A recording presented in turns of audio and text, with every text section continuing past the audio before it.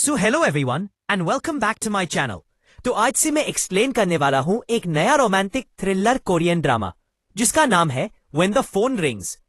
कहानी की शुरुआत होती है मेल लीड के एंट्री से जिसका नाम है बेक सावन, जो साउथ कोरिया के प्रेसिडेंट का स्पोक्स पर्सन है।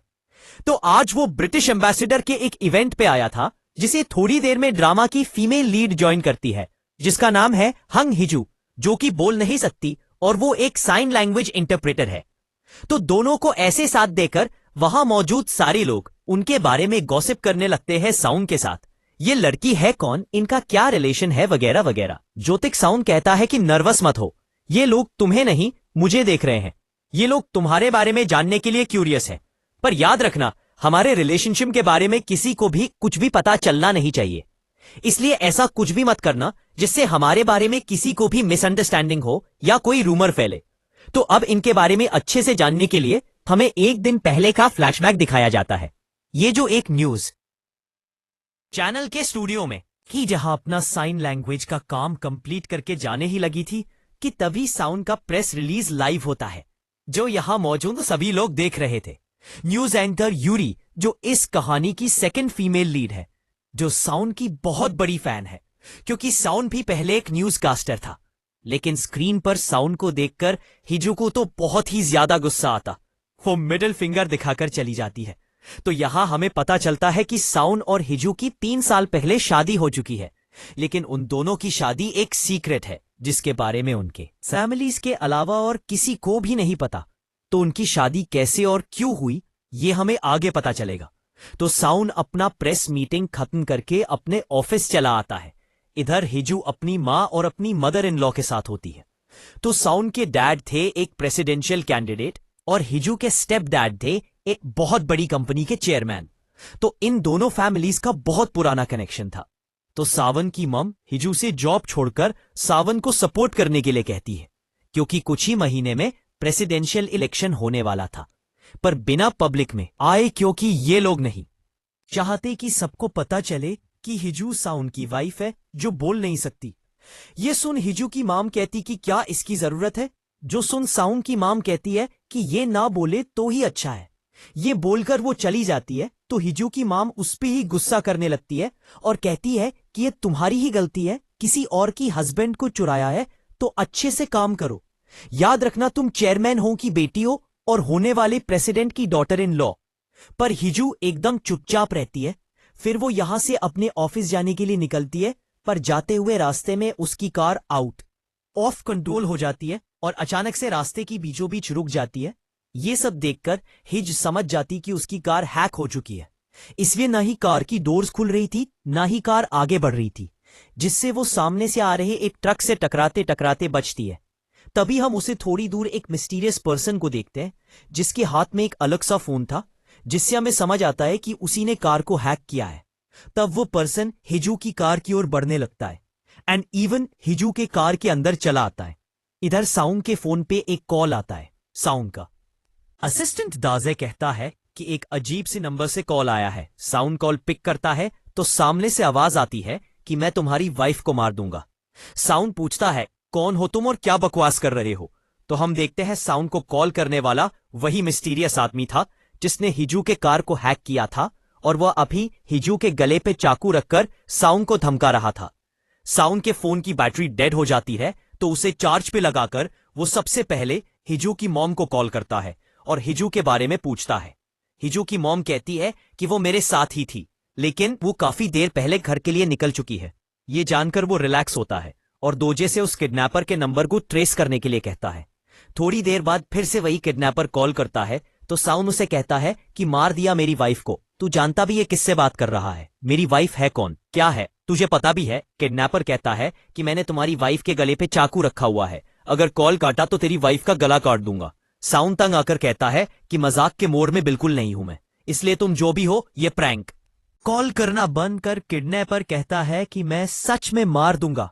सावन कहता है हाँ तो मार दे। कहता है अभी नहीं, अभी तो पैसों की बात करनी बाकी है। सावन कहता है तेरी जो भी डिमांड है तू करता रह, मुझे कोई फर्क नहीं पड़ता, इसलिए दोबारा कॉल मत करना। ये बोलकर कॉल काट देता है। जो सुन किडनैपर को गुस्सा आ जाता है तो कुछ वायर से हिजू का गला घोटने लगता है। कार आउट ऑफ कंट्रोल होने लगती है तो किडनैपर उसे छोड़ देता है। ना अच्छे से चलाने के लिए कहता है तेन, कहता है ये मजाक नहीं है, समझी ना? तो तेरा हस्बैंड किसे मजाक क्यों समझ रहा है? क्या तेरे हस्बैंड को तेरी चिंता नहीं है? मैं अभी उसे दोबारा कॉल करूंगा, अगर उसने मेरी बात नहीं मानी तो फिर तू मरने वाली है। दोबारा कॉल करता है, लेकिन साउंड कॉल पिक नहीं कर रहा था तो किडनैपर गुस्से में हिजू के गर्दन पे कट मार देता है और गुस्से में इधर उधर लात मारने लगता है। दिन कहता है इट्स ओके, पता है ये फोन बहुत ही अलग है, इससे सिर्फ साउंड को ही कॉल किया जा सकता है और इस नंबर को वो 10 मिनट बात करने से पहले ट्रैक ही नहीं कर सकता। वॉइस मॉड्यूलन ऑलवेज ऑन किया हुआ है, इसलिए मेरी आवाज वो पहचान भी नहीं पाएगा। और पता है तुम्हारी कार को मैंने पहले से ही हैक किया हुआ था, इतना सबको परफेक्टली प्लान किया था, पर ये तुम्हारा कमीना हस्बैंड मेरा कॉल ही नहीं उठा रहा। फिर कॉल करता है, इस बार साउंड कॉल उठा लेता है तो किडनैपर कहता है कि मैंने कहा था ना तेरी वाइफ को मार दूंगा। तो सावन भी गुस्से में कहता है कि हाँ तो मार देना, जब वो मुर्दा लाश बन जाए तब कॉल करना। ये बोलकर फिर से कॉल काट देता है, जो देखकर किडनैपर को तो और ज्यादा गुस्सा आता है, पर साउंड की यह बात सुनकर तो हेजू को भी बहुत ज्यादा गुस्सा आता है। इसीलिए वो फुल स्पीड से गाड़ी भगाने लगती है, जिससे एक स्लिपरी रोड आने की वजह से उसके टायर्स फिसल जाते हैं, जिस वजह से वो किडनैपर कार के अंदर टकराकर बेहोश हो जाता है। पर सीट बेल्ट होने की वजह से हिजू सेफ होती है तो साउंड अपने घर के लिए निकलता है। घर में हिजू पहले ही आ चुकी थी, जो अपने इंजरी का फर्स्ट एड करती है, फिर खाना बनाकर टेबल पे रेडी करती है। थोड़ी देर बाद सावन आता है, ऊ को अपने सामने देखकर रिलैक्स होता है। एंड कहता है कि तुम जिंदा हो, आज मुझे किसी का प्रैंक कॉल आया था जिसने कहा वो तुम्हें मार देगा, मेरी वाइफ को मार देगा। आह तुम्हारी सेना सल्लार नालू, इतना सब कुछ परफेक्टली प्लान किया था, पर यह तुम्हारा कमीना हस्बैंड मेरा कॉल ही नहीं उठा रहा। फिर कॉल करता है तुम जिंदा हो, इस बार साउंड कॉल उठा लेता है और वो उठ के काट देता है। बातें ऐसे बताते हैं मेरी, फिर खाना बनाकर टेबल पे रेडी करती है। थोड़ी देर बाद सावन आता है, घर में हेजू पहले ही आ चुकी थी, जो अपने इंजरी का फर्स्ट एड करती है, फिर खाना बनाकर टेबल पे रेडी करती है। थोड़ी देर बाद सावन आता है, घर में हेजू पहले ही आ चुकी थी, पर तुम तो जिंदा हो, उसकी बातें सुनकर हिजू को बहुत गुस्सा आ रहा था। तभी साउंड को असिस्टेंट दोजे कॉल करके बताता है कि उस नंबर को ट्रेस नहीं किया जा सकता, वो नंबर हमारे लोकल टावर्स यूज नहीं करता, पर उस नंबर का पहला 3 डिजिट्स 406 यूएस का एक एरिया कोड है, इसीलिए वो एक वर्चुअल फोन नंबर है जिसे सिर्फ रियल टाइम में ट्रैक किया जा सकता है। यानी वो अगर फिर से कॉल करता है और अगर वो कॉल 10 मिनट तक चलता है, तभी हम उस नंबर को रियल टाइम में ट्रैक कर पाएंगे।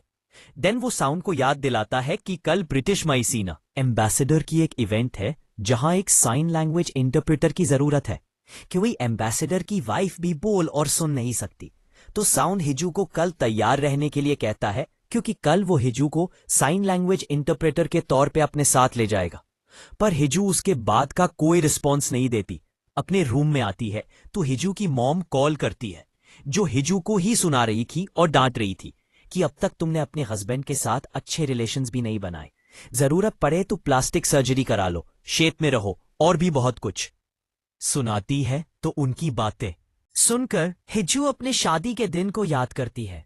3 साल पहले वो शादी के लिए तैयार होकर बैठी थी, तभी अचानक सैन कुछ डॉक्यूमेंट लेकर आया और उससे कहा कि ये वेडिंग ड्रेस तुम्हारा नहीं है, इसे उतार दो, तुम बस मेरी वाइफ की जगह ले रही हो। हमारी शादी प्राइवेट रहेगी, इसलिए तुम्हें किसी के सामने मेरी वाइफ ऑनी की एक्टिंग करने की जरूरत नहीं पड़ेगी। जस्ट नेजू सब कुछ उतारने लग जाती है तो उसके ड्रेस उतारने से पहले साउंड उसे अपना कोट पहना देता है और उसे एक मैरिज कॉन्ट्रैक्ट पे साइन करने के लिए देता है, जिसकी क्लॉज से हिजू कभी भी डिवोर्स इनिशिएटिव साउंड की वाइफ के रूप में हिजू का नाम और चेहरा कभी भी पब्लिकली डिस्क्लोज नहीं किया जाएगा। अगर हिजू ने इनमें से कोई भी क्लॉज तोड़ा तो हिजू को 2 बिलियन वन की पेनल्टी भरनी होगी। हिजू साइन कर देती है तो साउंड उसे एंगेजमेंट रिंग पहना देता है और उसे कहता है कि इस गलतफहमी में मत रहना कि हम एक मैरिड कपल है, क्योंकि तुम्हें एक हॉस्टेस की तरह मेरे पास भेजा गया है। तो इस तरह से इनकी शादी कभी भी पब्लिकली डिस्क्लोज नहीं की गई थी। तो हिजू एक साइन लैंग्वेज सेंटर का भी हिस्सा भी। तो अगले दिन अपने ऑफिस में हिजू बहुत ही गुस्से वाले, धमकाने और डांटने वाले डायलॉग्स का रिहर्सल कर रही थी, क्योंकि उसे साउंड पे अपना गुस्सा निकालना था। तो शाम को दोनों एम्बेसडर के इवेंट पे पहुंचते हैं। तो इस एपिसोड की शुरुआत में जितना दिखाया गया था उसके बाद से सीन कंटिन्यू होता है। दोनों को साथ देकर सभी लोगों के बीच गॉसिप शुरू हो गई थी, पर उन पर ध्यान ना देते हुए साउंड हिजू को लेकर एम्बेसडर से मिलने आता है। तो उन दोनों के बीच की बातों को हिजू एम्बेसडर की वाइफ को साइन लैंग्वेज में बता रही होती है।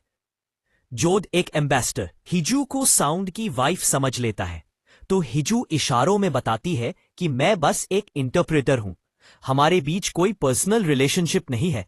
साउंड को तो समझ नहीं आया कि हिजू ने इशारे में क्या कहा, पर एम्बेसडर उसे थैंक यू कहते हैं उनकी वाइफ के लिए इंटरप्रेटर लाने के लिए। इस पे साउंड कहता है कि एक्चुअली मेरी वाइफ को भी डिसेबिलिटी है।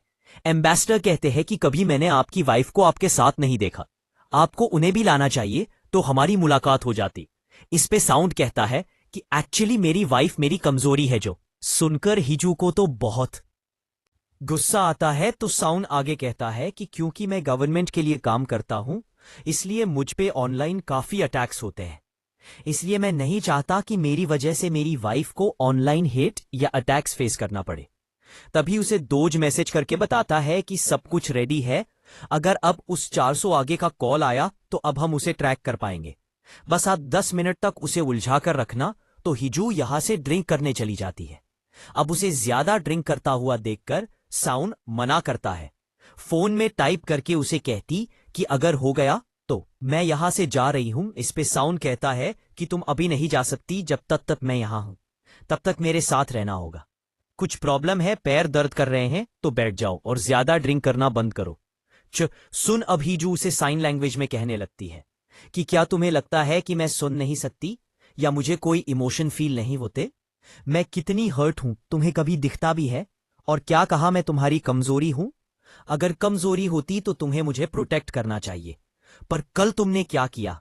ये बोलकर उसे इशारे में गाली देने लगती है। जो साउंड को थोड़ा समझ आता है, पर जाते हुए हिजू इशारों में कहकर जाती है कि शायद तुम जिस वाइफ की बात कर रहे थे वो मैं हूं ही नहीं।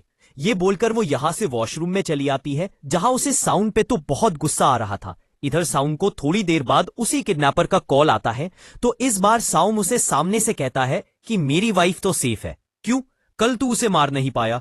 कल मैं बहुत बिजी था इसलिए मैंने तेरा कॉल काट दिया था, पर आज मेरे पास बहुत टाइम है, तो बताओ अब तुम मेरी वाइफ को कैसे हर्ट करोगे?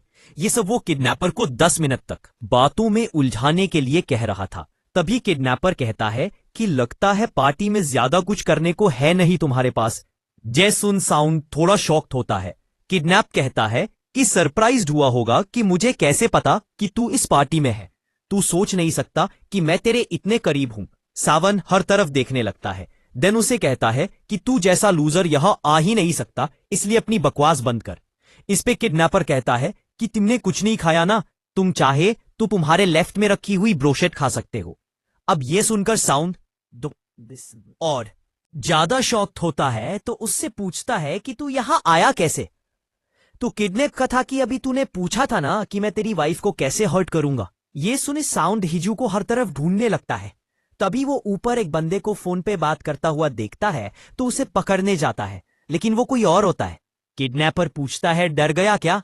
सावन भागते हुए हिजू को ढूंढने लगा था। किडनैपर कहता है क्यों बिलीव वो आना? साउंड कहता है कि तू जैसा लूजर मेरी वाइफ का कुछ बिगाड़ नहीं सकता। तूने मुझसे पंगा लेकर बहुत बड़ी गलती की है, और वैसे भी तूने मेरी वाइफ को कभी देखा भी है क्या?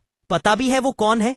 तभी वो कहता है कि हंग, हिजू तेरी असली वाइफ नहीं है, जिससे तेरी शादी होने वाली थी वो थी चेयरमैन हंग की बड़ी बेटी ईना, और शादी से एक दिन पहले वो भाग गई, जिसके बारे में किसी को भी कुछ पता नहीं है। पर फिर तूने उसकी बहन हिजू से शादी कर ली, क्योंकि चेयरमैन हंग और तेरी फैमिली का कोई तो बहुत पुराना कनेक्शन है, जिस वजह से तुम्हें उनकी फैमिली में शादी करनी ही थी। इसलिए बड़ी वाली नहीं तो छोटी बेटी से शादी कर ली। अब ये बात बाहर आई तो कैसा रहेगा? ये सब तुमका, ये अभी नहीं। बहुत दिल से टाइम लगता है, 25 साल होते हैं, लेकिन ये अभी नहीं है। हो हा, ये तो वाइफ पैसी है। बात कैसी लगती है जिसका जिंद नहीं स्पार्क करते हैं, लेकिन इस बात को आके समझने के लिए कुछ नहीं भांग। बिल्कुल ठीक है, दिल से, लेकिन सब फिर दिल है। बवाल को हमेशा दिखाना पड़ेगा। जिस पर ये बात दिला रहे वो बात को अभी दे देगा। फिर 25 साल हो गया और फिर बात हो गई। वो पेग होगा, बात कहां से निकाली जाएगी, छांदी में ना रखो गई। ये बात कैसी रोगी, वो सबसे बेभाव की, सब पता नहीं। तुम्हें बात देखने में ना उसके बाद गेमबाजी नहीं है, वो समझ में बतूस आता है। और सबसे 1 साल बाद गई। साउन हैरान हो जाता है क्योंकि इस बारे में सिर्फ उन दोनों की फैमिली वालों को ही पता था। तो साउन पूछता है कि तुझे क्या चाहिए। तो किडनैपर्स अपने डिमांड्स बताने लगता है कि सबसे पहले तुझे हिजू को छोड़ना पड़ेगा, फिर तू अपनी असली फ्रेंड्स के साथ रह सकता है, क्योंकि वैसे भी तू हिजू को पसंद नहीं करता। पर तभी रिवील होता है कि किडनैप बनकर बात करने वाली हिजू खुद थी और वो बात कर सकती है। पर इस फोन में वॉइस मॉडले ऑन था, इसलिए साउंड को हिजू की बात एक आदमी के वॉइस में सुनाई दे रही थी। तो ये किडनैपर का फोन हिजू के पास कैसे आया, ये हमें एक फ्लैशबैक के थ्रू दिखाया जाता है, जहां साउंड ने तंग आकर कहा था कि मेरी वाइफ को मार दे, जब वो मुर्दा लाश बन जाएगी तब कॉल करना। ये बोलकर कॉल काट दिया था। तब हिजू को बहुत ही ज्यादा गुस्सा आया था, इसीलिए वो बहुत ही तेजी से गाड़ी चला रही थी और किडनैपर को ही चिल्लाकर कह रही थी कि वापस कॉल कर उस कमीने को, मुझे भी उसे कुछ कहना है। लेकिन साउंड ने फिर कॉल ही नहीं उठाया। बस तभी आगे स्लिपरी रोड होने की वजह से हिजू की कार का एक्सीडेंट हो गया था, जिसमें वो किडनैपर बेहोश हो गया था। तभी उसका ये वाला फोन गिरा। खा जिसको हिजू अपने साथ लेकर आई थी। तो प्रेजेंट में हिजू कहती है कि अब बताओ, अगर तुम अपने डैड का इलेक्शन खराब नहीं करना चाहते, तुम्हारे मैरिज के सीक्रेट्स को रिवील होने से रोकना चाहते हो, तो तुम्हें हिजू को डिवोर्स देना पड़ेगा। तुम्हारे पास कल तक का टाइम है ये डिसाइड करने का, वरना तुम चाहो तो हम 2 बिलियन वन में मामला सेटल भी कर सकते हैं। ये सुन साउंड कहता है कि तुम लोग अपनी हरकतों से बाज क्यों नहीं आते। तुम शायद भूल रहे हो कि मैं हूं कौन। तुम्हारे इन बातों को फेक न्यूज बनाना मेरे लिए इतना भी मुश्किल नहीं है। अगर तुम्हें मुझे ब्लैकमेल करना था तो मेरे बारे में थोड़ा पता कर लेता, तो जैसे कि तो मैं आंख बंद करके अरेस्ट करवा सकता हूं। ये सुन हिजू कहती कि क्या तुम जानते हो कल मैंने तुम्हारी वाइफ के साथ क्या किया था? मैंने उसे ऑलमोस्ट मार ही दिया था। मैंने उसी के कार में उसे किडनैप किया था, वायर से उसका गला दबाया था, उसके बाल खींचे थे, उसके गर्दन पे चाकू का कट भी मारा था। वो बेचारी इतनी डर गई थी, मैं तो उसे मारने ही जा रहा था। वो बेचारी तो अपनी जान की भीख भी नहीं मांग पा रही थी, क्योंकि वो तो बोल ही नहीं सकती। फिर तुमने तो कहा कि उसे मार दो, लाश हो तभी कॉल करना। उस जीजू को तो मैं मारने ही वाला था, लेकिन उसका लक अच्छा था।